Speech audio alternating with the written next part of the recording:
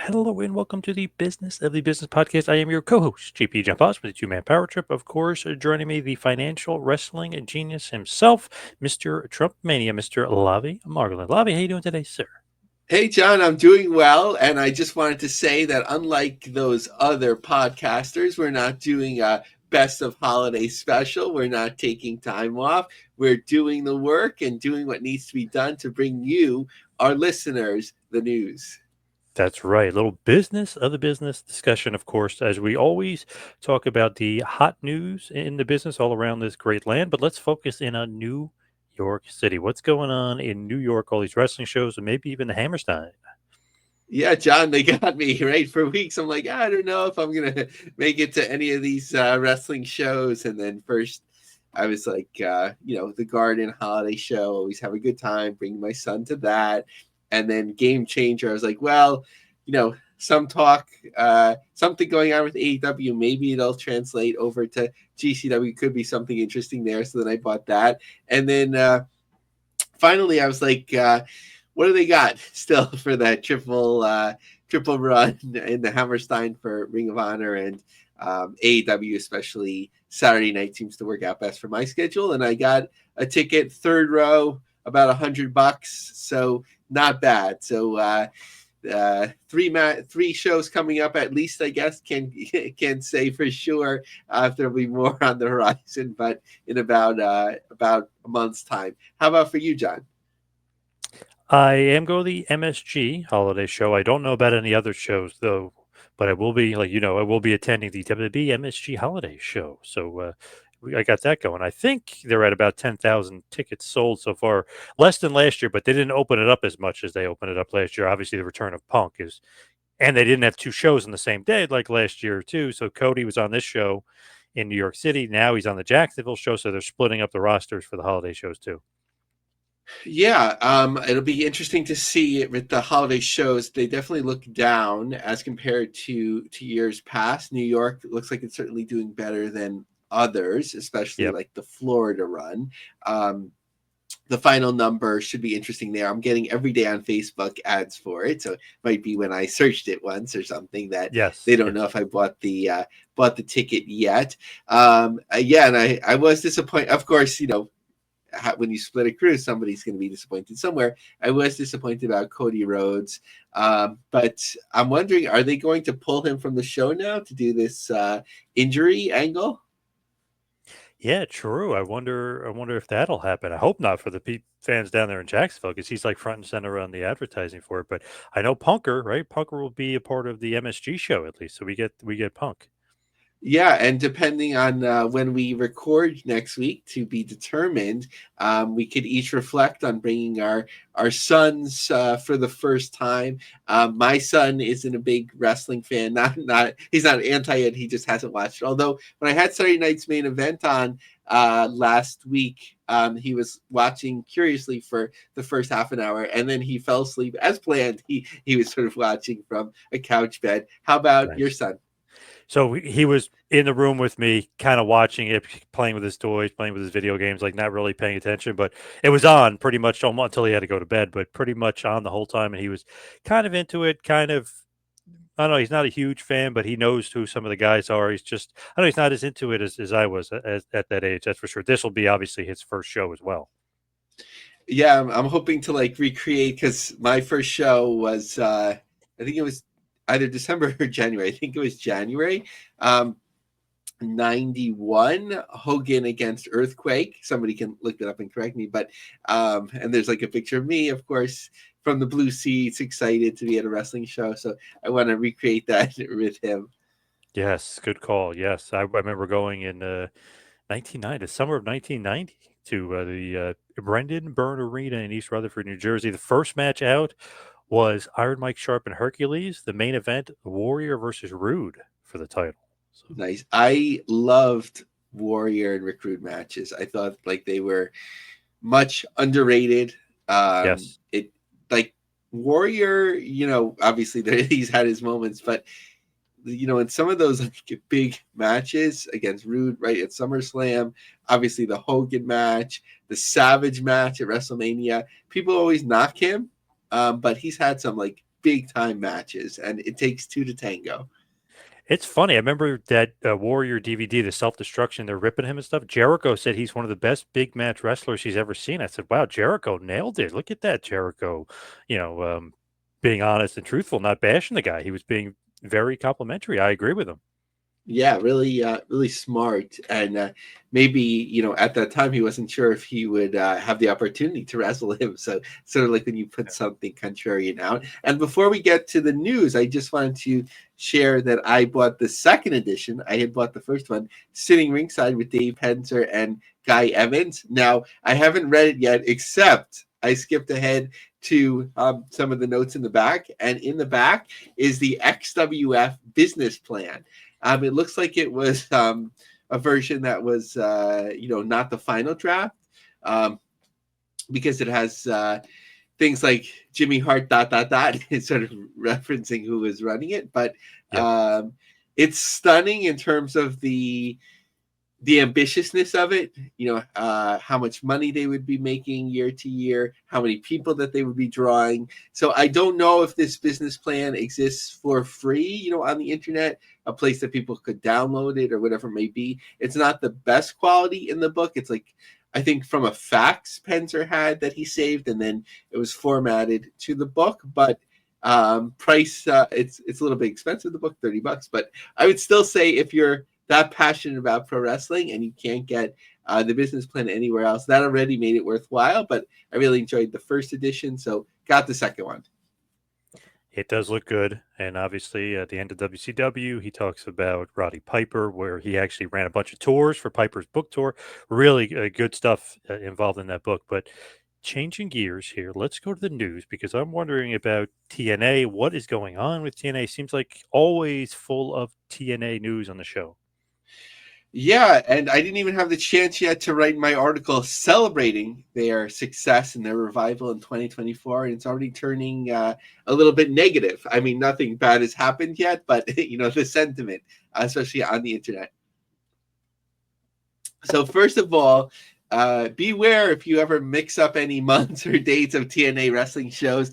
I mistakenly thought that Genesis was happening in December and sent a screenshot, and I was quickly corrected. So I appreciate the eagle-eyed members of the media, but especially the TNA wrestling passionate fans. But Garland, Texas, that was something that they had a big announcement about. Of course, it's a month out. The front row tickets are at a premium, but there's still front row tickets left. That doesn't mean that there's not demand, because behind it there are, a fair amount of tickets sold and a modest sell-up. We can't tell exactly how they're doing because most of this big venue is general admission. Looks like they're using a half house based on the map that's been shared, followed by San Antonio, where they did quite well, apparently, last time they were there. But you can see a full map. But when I look at like section by section by the floor, front row is gone, but plenty of seats left after that. So curious to see if that picks up in 5 weeks. As has been the talk of the wrestling world, a number of shows being put on sale on the same date. WrestleTix will likely have us covered, but just in some of the pre-sales, just looking at what the setups are like. So we talked about the UBS Arena in Belmont Park in July for Slammiversary.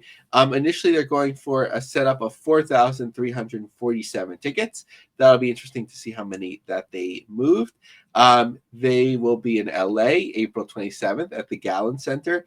That looks like, from the map, a modest setup, maybe between a quarter and a third of the house, probably closer to a quarter of the house setup of a 10,000 seat venue. In El Paso, which obviously is a lower profile venue, but I think it's up to 5,000 people it could seat. There's a modest reserve setup, and then GA. Similarly, in St. Joseph Civic Arena in Missouri, that there's actually a little bit more of a reserved setup, and then some GA and bleacher seating available. So that's, their ambitiousness in terms of venues. So partly, especially with New York, followed by LA, and some of those other venues aren't as expensive but are larger, that they're like, okay, they're ready to like do business and spend money and so on. So there's clues on the other way in a moment. But first, Dave Meltzer reported that the relationship between TNA and New Japan has cooled, though they still work together, obviously, on the same station, and the station is owned by TNA's parent. It appears formal relationships with TNA and New Japan may also be done. Relations were said to have cooled when Demore was gone, but since they're both in the same channel, one owned by TNA's parent company, there are political reasons for the relationship for both sides. Now, in terms of the talent, Meltzer reported that a lot of the talent was asked to take pay cuts. Who exactly was asked to accept or reduce salaries unknown, but Meltzer noted it was one of the reasons why Rhino opted to leave TNA. I don't have the list of everyone that left, but I think it was like 7 or 8 were announced. Interestingly, just to look at the sentiment, Draven on X, who tends to talk about TNA a lot, wrote that looks like 2025 will be another restructuring year for TNA. A lot of contracts are expiring, and I have to assume they have some replacements already in sight. They're losing some big stars in Jordan, Josh, and Speedball. Jordan Grace, I don't think anything has been determined. She's just going to free agency. And they've booked some of the largest venues. Then just looking at TNA in 2024, short, easy win for being the hottest. Okay, so I'm quoting myself. Easy win for being the hottest challenger promotion, draws well for premium events, nice sellouts, ratings hold up, but more executive turmoil, books 10,000 seat venues it cannot fill, signs another wrestler with troubled history. Which I don't disagree with, by the way. And apparently she is not signed, Tessa Blanchard. She was just there for those shows, but she doesn't have a long-term commitment. Dumps the X belt. This is what was reported in the tapings. And free agency is looming. But to get a sense of who was committed, at least through Genesis, and announced for the meet and greet, the Hardys, Nick Nemeth, Joe Henry, Mike Santana, Masha Slamovich, Ash by Elegance, and Rosemary. Yeah, interesting. They're booking these huge venues, but then they're losing talent. It seemed like they were turning things around. I kind of was confused by that. John, that sounds like what is it, 22 years now? You take the good, you take the bad. Like it seems like they're on the cusp of doing something, and then something drops out, or they're going to start spending a lot, but then wait, they're cutting back a lot. We are right, like going back a year or two, right? We're going to spend more on production, and it's like we're going to spend less on production. We're going to cut back. We're going to grow, and obviously, like corporations, you do have areas that you see for growth, and you start spending more, and other areas you cut back to make up for it. But it just seems like this overall picture gets very confusing, and it's coming along to even some of their most hardcore fans are noting it. Interestingly, like TNA supporters, though, are diehard. They're like, look, we're booking bigger venues, and AEW is going to smaller venues, so we're better now. We're the better promotion. I don't know. That remains to be seen, especially if they can't kind of keep some of these talents in house, and losing Speedball and Josh Alexander, 2 stalwarts of TNA. That's not good. But interestingly enough, speaking of AEW, I saw Chris Jericho was in GCW of all places. So are they working together? Is this going to be an angle now? I mean, what's going on with Jericho? So it is confusing. And I'm not sure if you heard Tony Khan at the Ring of Honor press conference, but he was asked directly by WrestleZone, and he was sort of like evasive, kind of saying that they worked with a lot of promotions, and this went through Matt Cardona, and it was a good idea to promote themselves and so on. He never said GCW or Game Changer Wrestling or anyone directly that works for the company. Obviously, Brett Lauderdale or anything like that. So, but we were getting this looming sense potentially that there was friction between them, but obviously they can work together, at least like through an intermediary, and that is my sense. I do feel it's through an intermediary that it sort of works for them now to get this promotion. Interestingly, with AEW, it doesn't always go the other way. I think we'll know, and likely by the time people listen to this, whether there's some sort of angle shot where Cardona is then defending against Jericho, at the pay-per-view, or maybe Brett Lauderdale. I think he'll be distributing flyers outside with his team, possibly in the orange jumpsuits, but whether he or someone else are going to, jump the rails. Like if there's a big angle, obviously we know it's all coordinated. If not, this is just something that's fruitful for both parties. It gives some buzz to GCW, even if no wrestlers that are unexpected come over to the AEW side. So it creates some intrigue there. Not a tremendous amount in terms of moving tickets. 816 tickets distributed. Interestingly, that they've taken over 500 tickets off the board. The current setup is 1,500. Obviously, it's pretty easy to put those sections back, if they need to, but they moved 50 tickets in the last 7 days. So 816 distributed. At the time of this posting by WrestleTix, there were 30 days to go. So I think they'll do over 1,000, and they need, a big angle or storyline in order to get over 1,400, which would be a nice number, like in theory, where you could say we surpassed AEW or Ring of Honor, obviously with a more modest setup. So number of shows on the books, a little bit, in GCW volume, a little bit slow going into the new year and post year. But as we know at the moment, December 28th, they'll be in Seattle, obviously in coordination with Defy. New Year's is not in Atlantic City, but it is in New Jersey. The 31st, so just one show in Ridgefield Park, the Mecca, as they call it, on January 10th. Back to Rochester, which has been a solid venue for them. On the 11th, the following day in Columbus. Then, obviously, we talked about New York City on January 19th. Then, what hasn't been much talked about, it doesn't need to be, as long as tickets are selling in France, on January 25th with BZW. Then, on the more well-publicized show, although not too much that I've seen thus far, on January 26th in London. And then the Jersey J Cup in Jersey City with the JCW, with their JCW sub-brand or co-ownership, I guess, on February 15th and 16th. Likely some shows to fill in between January 26th and February 15th, especially with a 75-show commitment to Triller TV. What about WOW? What's going on with WOW Women of Wrestling? So this is a very WOW type announcement, and for them, no pun intended, and for them, hey, it's working, right? We haven't seen the syndication numbers in a while, but by going very mainstream and bringing in names that aren't necessarily affiliated with pro wrestling, that are sort of semi-famous or known, I guess is the best way to put it, associating them with WOW, it might be helping them. So sports and entertainment. Sorry, John. I was going to say, very interesting that they do that.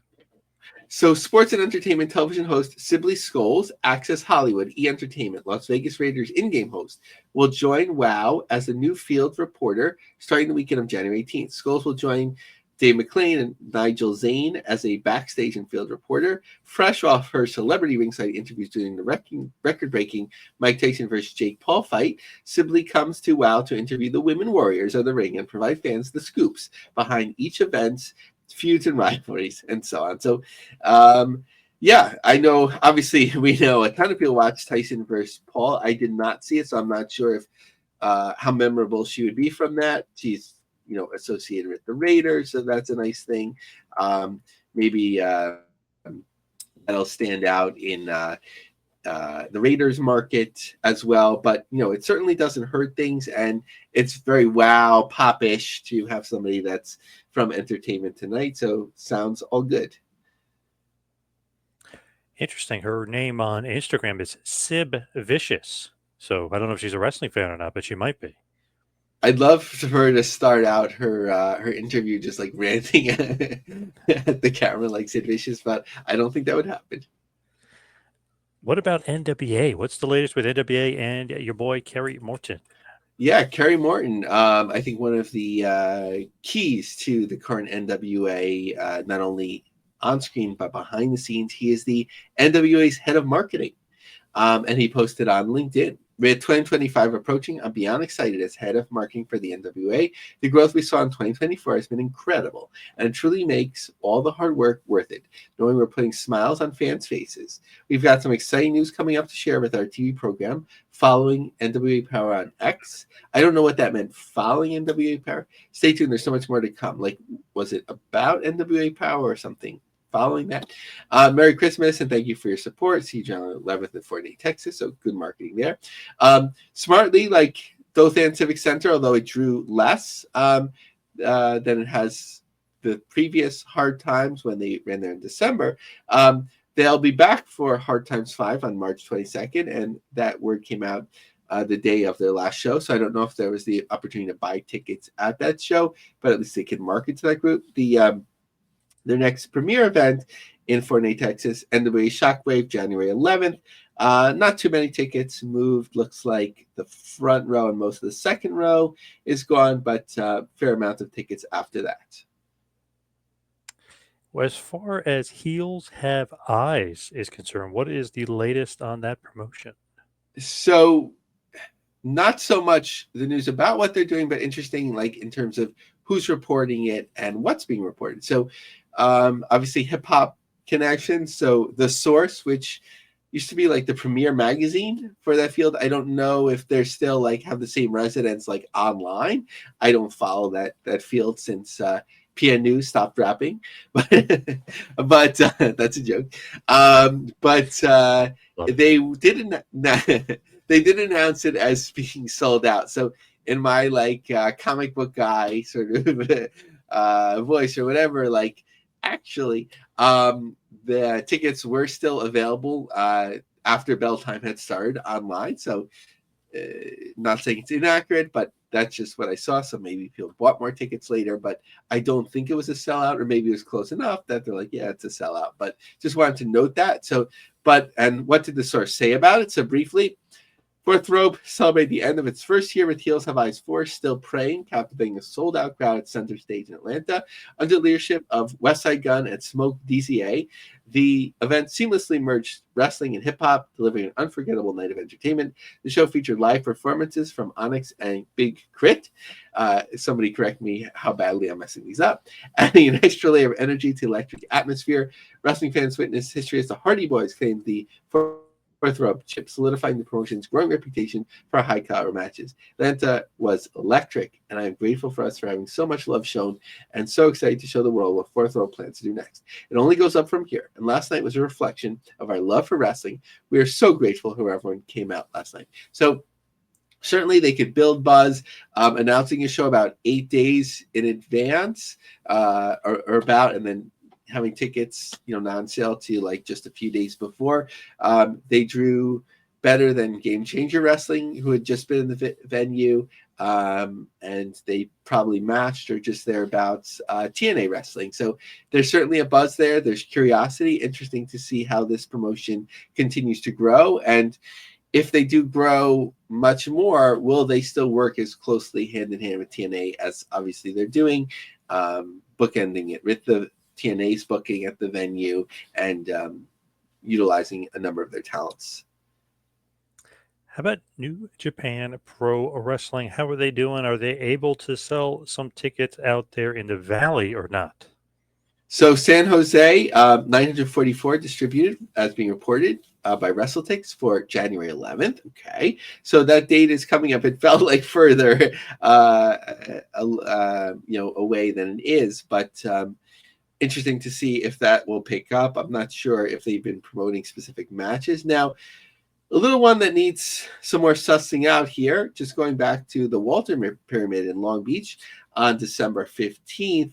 WrestleTix had it, through their computer programming, 2,337 tickets distributed. However, in people sharing pictures of the event, decent crowd, but it looks like plenty of empty seats, in the risers.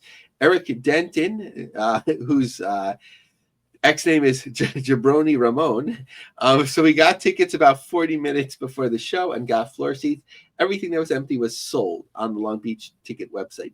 People had cleared out by the time Mercedes and Minna faced off, so the end phoners make it look worse. Crowd was hot, and it was a good show. Interesting to see, like, for a show that wasn't super long, right? Like, they weren't doing multiple tapings, although I guess they are chunking, cutting it up.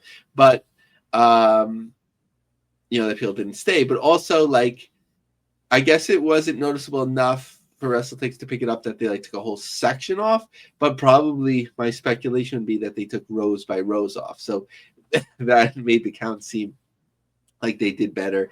And also we were noting it, right? Like, okay, like since last week they moved 500 tickets for like a big promotion that would be decent or good week to week, of an on sale. But for them, if they're just selling 2,000 tickets total, they moved in a week 500 tickets without like a big announcement. So that, made me question it.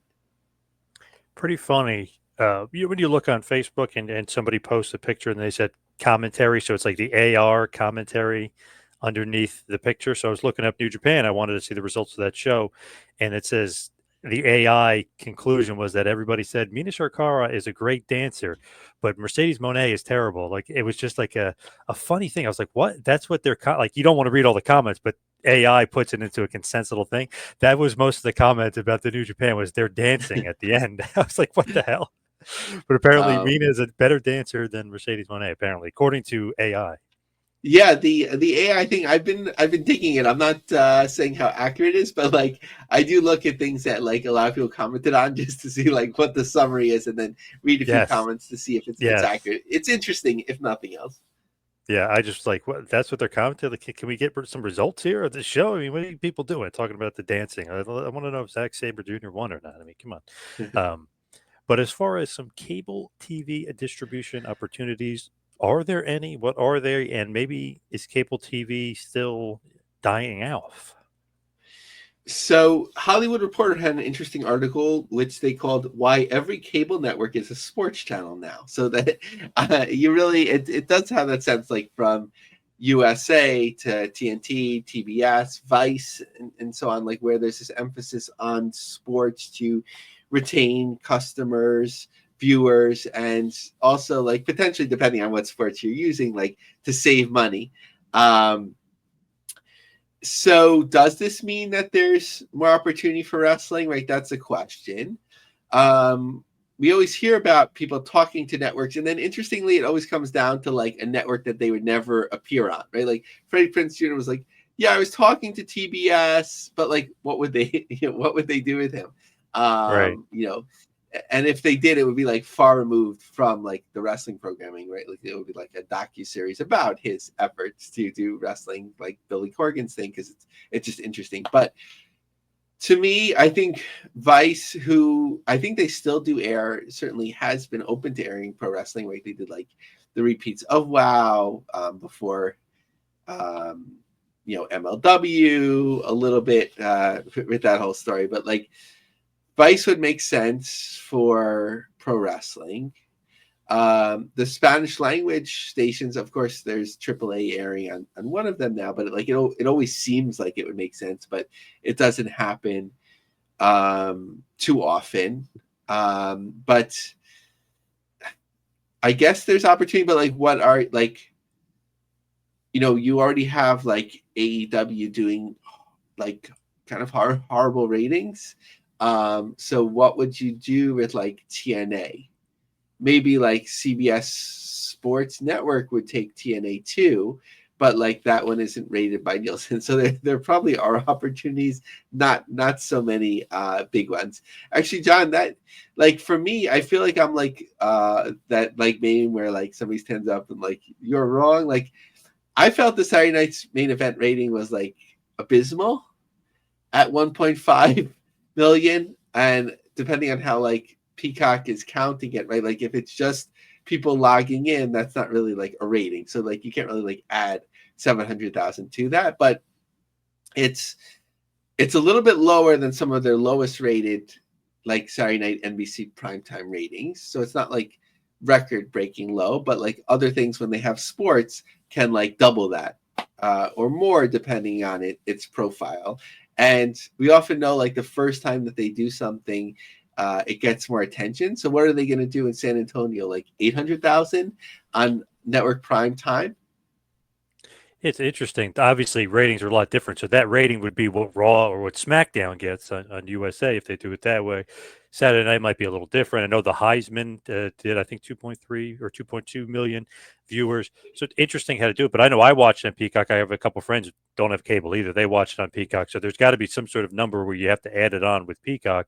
I know Variety had said it's 700,000. I know WrestleNomics, our boy BTZ, said it was 700,000. So they said more likely it was about 2,300,000, which is kind of what they would do on a SmackDown when it was on Fox. So it's I don't know, I don't even kind of know what to make of that number. It's just an interesting thing. But if you look at it, so far fewer people have cable now than ever before. So you almost have to just compare it to whatever else was on that night and see if it beat that and it like where it ranked in the top 10. That's how I would judge it. Just because of the numbers nowadays, it's almost like you can't even do it because what is 50% of the people don't have cable anymore. It's a very low number. Yeah, and but what's interesting about it is that like is there no main right, and we've talked about this at certain points, is there no more like mainstream, right? Like you think like Right. okay, like the top four networks, like they get, you know, a certain number of people that will like click around. And like it didn't attract necessarily anyone that doesn't watch pro wrestling anymore. They tried to like lean heavily on like nostalgia. And I like that Jesse Ventura said he's returned to WWE after 40 years. Skipping obviously his whole run as a commentator, Yeah, uh, yeah. and on all the way through Governor, and then you know he certainly returned SummerSlam. Yeah, SummerSlam SummerSlam 99. many times after that. Had it even been more than 5 years? But you know, but that was interesting. And I like the logo and so on. And I have to go back. I only watched the first half an hour, but I know that it got positive reviews. Definitely. It was a good show. People should check it out. But what's going on here and there, as you like to say? What's going on? So, in terms of the trend of getting government money in various forms, Norfolk Today in Canada had an interesting piece reporting on a council meeting.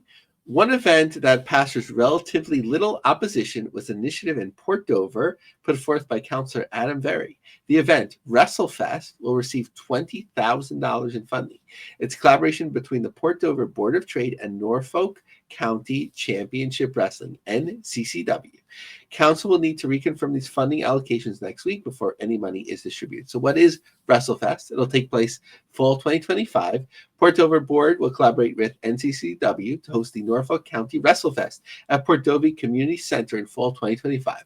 The event will feature 2 live professional wrestling performances, one family-friendly and one evening show for older teens and adults, along with concessions and vendor opportunities. NCCW, which has previously hosted successful events in Port Dover and Simcoe, is seeking amplified Norfolk funding to expand the events to 2 shows and include appearances by retired wrestling stars to attract larger audiences. The grant will cover performer fees, while production costs will be shared by NCCW and the Board of Trade, reducing financial risks. Wow. So not only will they get this $20,000 potentially, but the production, they don't have to pay all of the money either. The partnership aims to provide a unique shoulder season attraction, boost local tourism, grow, and generate additional revenue for both parties. That's pretty good for a grassroots promotion that I'm not familiar with. $20,000, so good for them. Next is a show that we've been following a while, and WrestleTix has as well in Poughkeepsie. The ACW presents Poughkeepsie Rumble with a lot of obviously free agents and stars from TNA and so on that can appear. 639 tickets distributed, 1,190 set up. Of course, it can hold more than 2,000 in that venue. Our friends at Mass Republic announced that 20 live events are already in the works for 2025 across our brands. Stay tuned for when Mass Republic will bring live lucha action to your area as part of Legends of Lucha Libre, Viva la Lucha, Taco and Tequila, or Mass Mania Live. It'll kick off February 2nd in Cathedral City, California. And finally, and we haven't talked about Beyond as much recently, but they have an ambitious show to finish up the year. This was covered by the Worcester local press. Beyond Wrestling are finishing out 2024 with a bang as its Thursday night Wrestling Open takes place over the Palladium, December 26th. And note for me, that venue can hold up to a couple thousand, so depending on the setup and the part of the venue that they use.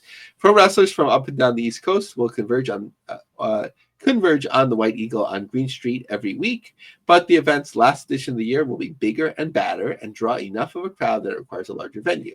If you celebrate Christmas the day before, let the spectacle cure your post-holiday letdown. If the 25th was simply another Wednesday for you, pregame the weekend with theatrics and athletic feats. It's a win-win.